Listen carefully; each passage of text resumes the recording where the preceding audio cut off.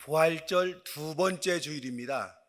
325년 니케아 종교회의에서는 부활절부터 50일을 기쁨의 50일 이렇게 정하고 이를 지키도록 선포했습니다. 그래서 이 기간에 그리스도인들은 기뻐하는 마음, 감사하는 마음으로 살면서 그 어떤 일이 있어도 사람 앞에 무릎을 꿇지 않아야 됩니다. 그걸 이제 교회에서 공포했어요. 지금 우리나라에서는 선거 기간인지라 무릎 꿇고 유권자들에게 인사하는 후보들이 많이 있습니다. 니케아 종교 휴의 정신으로 보면 그리스도인으로서는 곤란한 행위입니다. 기쁨의 50일 기간에 맞이하는 주일을 부활절 몇 번째 주일 이렇게 표현합니다. 그러니까 지난주가 부활절이었으니까요, 이번 주는 부활절 후 첫 번째 주일 이렇게 말하지 않고 부활절 두 번째 주일 이렇게 말합니다. 다음 주는 부활절 세 번째 주일 표현합니다.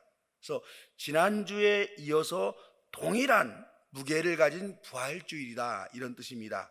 7주의 주일은 이런 방식으로 주일을 표현합니다. 지금 우리가 보내고 있는 이 계절은 부활의 은총을 마음에 깊이 새기고 부활의 기쁨을 함께 누리는 계절입니다. 부활을 믿는 그리스도인들이 고민해야 하는 부분은 과학의 세계를 살아가는 현대인들이 부활을 믿을 수 있는 사건으로 받아들일 수 있는가, 이 점입니다. 죽은 자가 다시 살아났다는 부활은 기독교에서나 믿어지는 신화적 사건이지 교회 울타리 밖에 있는 사람들에게는 받아들일 수 없는 사건으로 그렇게 보입니다. 부활은 실험으로 입증할 수도 없고 과학적인 증거도 없기에 터무니없는 사건으로 취급될 수도 있습니다. 더구나 어린 시절부터 스마트폰으로 무장되어서 갖가지 과학 지식과 정보를 자연스럽게 습득하고 있는 우리 자녀들, 손주들에게 납득이 가도록 예수 부활을 설명하는 일은요, 대단히 난감한 일입니다. 기독교의 미래는 예수 부활을 과학의 시대를 살아가는 현대인들에게 얼마나 납득이 되도록 설명할 수 있는가, 여기에 이 사실은 현재 기독교의 미래가 달려 있습니다. 예수님이 부활에 대해서 설명한 사실이 한 번 있어요. 바리새파에 속한 예수님은 부활을 믿었지만 제사장 계열의 사두개파 사람들은 부활을 믿지 않았습니다. 사두개인들이 예수님에게 대해 계대 결혼에 대한 질문으로 부활의 허구성을 지적을 합니다. 유대인들의 전통에는요, 계대 결혼이라는 결혼 제도가 있습니다. 형이 결혼한 후 아들을 낳지 못하고 죽으면 동생이 형수와 결혼해서 아들을 낳아주는 결혼 제도, 이걸 계대 결혼이다 이렇게 말합니다. 사두개인들은 부활을 말하는 바리새인들을 의식하면서 예수님에게 부활에 대해서 묻습니다. 계대 결혼을 통해서 삼형제가 모두 한 여자와 부부 관계를 맺었습니다. 부활한 후에 이 여자는 어느 사람의 부인이 되어야 합니까? 그렇게 질문합니다. 예수님이 대답합니다. 사람이 부활한 후에는 질적 변화가 발생해서 부활 생명은 현재 생명과는 전혀 다른 생명으로 변화되기 때문에 이 세상에서와 같이 장가를 가거나 시집가는 일은 발생하지 않습니다. 부활한 인간은 천사와 같은 존재로 변화된다, 이렇게 대답을 합니다. 또 하나 예수님은 부활에 대해서 말씀하십니다. 하나님께서 말씀하시기를 나는 아브라함의 하나님, 이삭의 하나님, 야곱의 하나님이다, 이렇게 말씀하셨습니다. 이 말씀을 근거로 하나님은 죽은 자의 하나님이 아니라 산 자의 하나님이라고 부활을 설명합니다. 이 예수님의 설명은 해석이 좀 필요하죠. 아브라함, 이삭, 야곱이 이 땅에서 죽음으로 소멸되었으면 하나님은 아브라함의 하나님, 이삭의 하나님, 야곱의 하나님 이렇게 표현하지 않는다는 거예요. 아브라함, 이삭, 야곱이 이 땅을 떠난 지 매우 오래되었는데도 유대인들이 아브라함과 이삭과 야곱의 하나님 이렇게 말하는 것은 이 어른들이 부활 생명으로 하나님 나라의 하나님과 함께 계신다는 믿음이 있기 때문에 그리 말한다는 겁니다. 그래서 하나님은 죽은 자의 하나님이 아니라 산 자의 하나님이시기 때문입니다. 이것이 예수님의 부활에 대한 유일한 설명입니다. 하지만 이런 예수님의 설명과 가르침을 직접 받은 제자들도 사실은 예수님의 부활을 믿지 못했습니다. 오늘 우리가 읽은 마가복음 본문은 원래의 본문이 아니라 나중에 써서 첨가한 본문이다, 이렇게 보는 게 여러분 옳습니다. 마가복음은 원래 8절로 끝나는데요, 8절은 그들은 벌벌 떨며 넋을 잃었던 것이다, 그들은 무서워서 아무에게도 아무 말도 못하였다, 이렇게 마가복음이 끝납니다. 여러분 생각해 봅시다. 인류 역사상 단 한 번도 일어나지 않는 부활이 실제로 일어났습니다. 여자들은 직접 부활의 현장인 빈 무덤을 보았고 부활의 순간에 함께 있었던 천사의 말을 들었습니다. 부활이라는 이 믿을 수 없는 사건을 경험한 여인들이 부활 사건이 주는 충격 너무도 커서 벌벌 떨며 넋을 잃었고 아무 말도 못하였다, 이렇게 말하면서 마가복음은 끝이 납니다. 그런데 글을 다 써놓고 보니까는요, 정말 중요한 사실을 빼놓고 썼어요. 이러면 여러분 어떻게 해야 돼요? 이럴 경우 편지에서는요, 추신이라고 해서 사실을 몇 자도 적습니다. 마가복음도 이 추신 부분에 해당하는 부분이 있습니다. 16장 9절부터 끝까지가 마가복음이 다 쓰여진 후에 덧붙여진 문단입니다. 그러게 성경에 보면은 9절부터 20절까지를 대괄호로 이렇게 묶어놓고 있습니다. 이 부분이 너무도 중요해서 다시 써서 설명하고 강조하는 내용이다, 이런 뜻이에요. 그런데 이 마가복음에 첨가된 이 첨가 내용이 상당히 재미가 있어요. 제자들이 예수님의 부활을 믿지 못했다, 이 점을 강조하고 있는 내용입니다. 다른 사람들이 부활을 믿지 못했다는 것은 여러분 당연하게 여겨지는 거죠. 하지만 예수님을 3년간이나 따라다니고 예수님의 다녀다닌 제자들이 예수님이 부활했다, 이 소식을 듣고도 믿지 않았다, 이건 좀 충격적입니다. 그런데 이 사실을 기록해 놓고 있습니다. 화면을 한번 볼까요? 믿지 못하는 제자들의 상태를 표현한 본문을 제가 따로 정리 한번 해봤는데 한번 봅시다. 11절 우리 같이 한번 읽겠습니다. 그러나 그들은 마리아가 예수를 목격했다는 말을 듣고서도 믿지 못하였다. 13절도 한번 볼까요? 제자들은 그들의 말도 믿지 못하였다. 14절도 한번 볼까요? 그들이 자기가 살아난 것을 본 사람들의 말을 믿지 않았기 때문이다. 화면 지우지 마시고 조금만 좀 그대로 띄우세요. 저기 보면 여러분 전체적으로 보면은 믿지 못하였다, 믿지 않았다, 믿지 않았기 때문이다. 믿지 않았다는 말이 3번이나 계속 들어가는 거 있는 겁니다. 누가 믿지 못했다는 거예요? 저구제에서 나오는 믿지 않은 그들은 누구를 말합니까? 11 제자들이에요. 제자들은 예수님의 부활 소식을 듣고도 믿지 못했다, 이렇게 증언하고 있어요. 이게 중요한 그 문제로 생각되어서 마가복음은 자기가 글을 다 쓴 다음에 추신으로도 붙여놓은 겁니다. 좀 더 구체적으로 살펴보도록 합니다. 마가복음에서는 부활하신 예수님을 맨 먼저 본 사람이 막달라 마리아였다, 이렇게 나옵니다. 근데 11절에서는 막달라 마리아는 부활하신 예수님을 만난 후에 예수님의 제자들에게 달려갑니다. 제자들은 몇몇이 함께 모여서 예수님의 죽음을 기억하면서 슬퍼하고 있었어요. 예수님이 부활했다, 이 소식을 막달라 마리아는 모여서 슬피 울고 있는 제자들에게 달려가서 이 사실을 전합니다. 그런데 11절에 보면은 마리아가 예수를 목격했다는 말을 듣고도 믿지 않았다, 이렇게 기록됩니다. 듣고도 믿지 않았다, 이것이 처음 부활 소식을 들은 제자들의 반응입니다. 참으로 실망적이지만은요, 이건 대단히 정직한 표현이에요.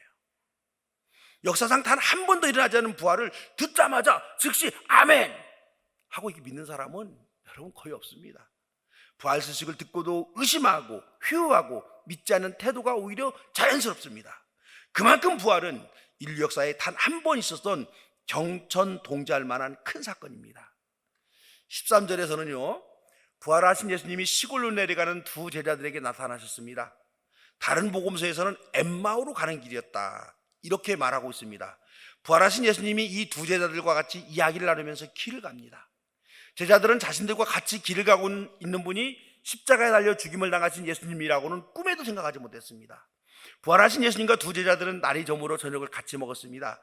식사하는 자리에서야 비로소 이 제자들은 지금 자기들과 함께 식사하고 있는 이 사람이 십자가에 못 박혀 돌아가신 예수님이심을 알았습니다.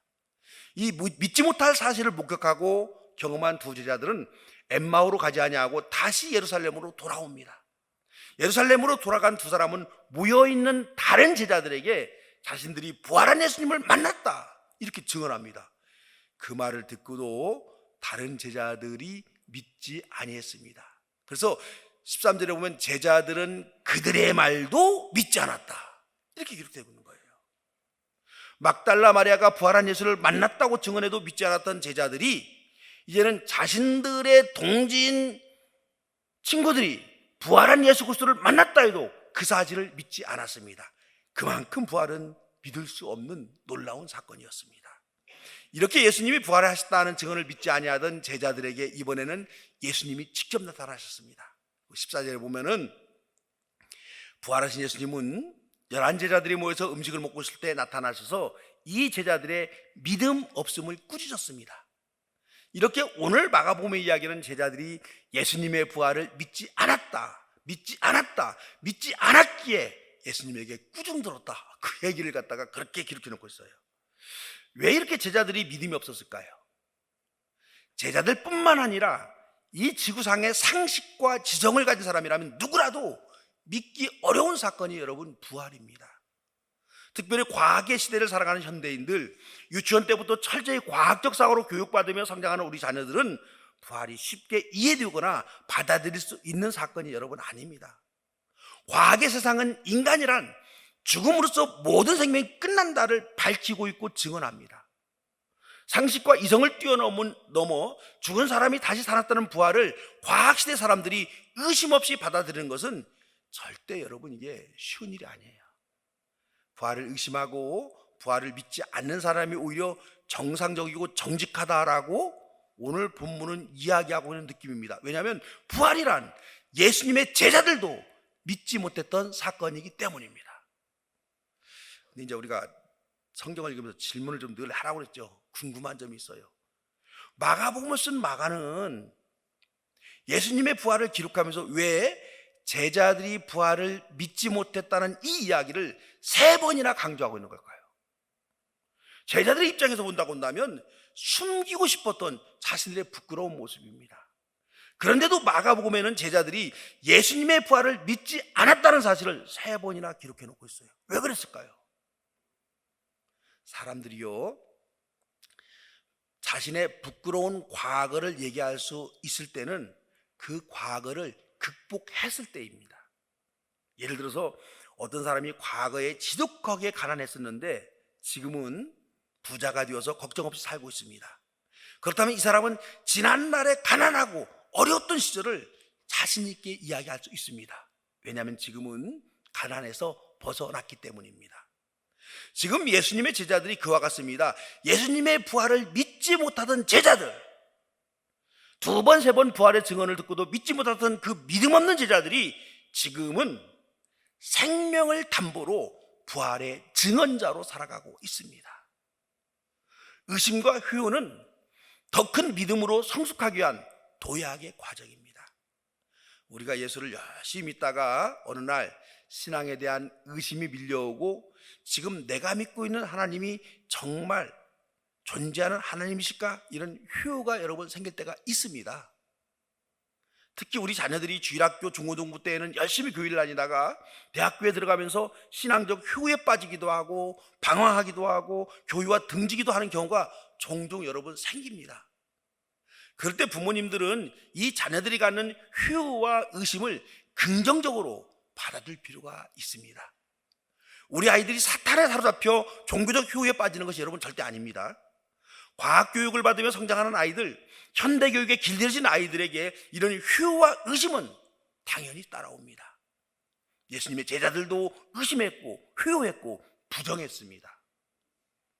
그런데 예수님과 물리적으로 단 한 번도 얼굴 맞대고 마주한 적이 없는 우리 자녀들이 최소한 2000년 전에 쓰여진 이 성경에 대해서 단 한 번도 의심 없이 믿어진다면 그것도 여러분 좀 이상하죠. 그것도 이상합니다. 의심하고 회오하고 부정하다가 언젠가는 어떤 계기를 통해서 자신이 회오하고 부정했던 예수님을 가슴속 깊이 받아들이는 그런 시기가 여러분 있습니다. 이 회오하고 부정하다가 받아들이게 되면 더 큰 신앙, 알곡신앙으로 그때 성숙하게 되는 겁니다. 그래서 우리는 신앙적 회오, 신앙적 의심을 너무 나쁘게 보면 안 됩니다. 더 큰 성장을 위한 과정에서 이런 일이 발생하는 겁니다. 마가복음은 예수님이 부활하신 후 30년이 지난 후에 쓰여진 성경이에요. 30년 지났어요.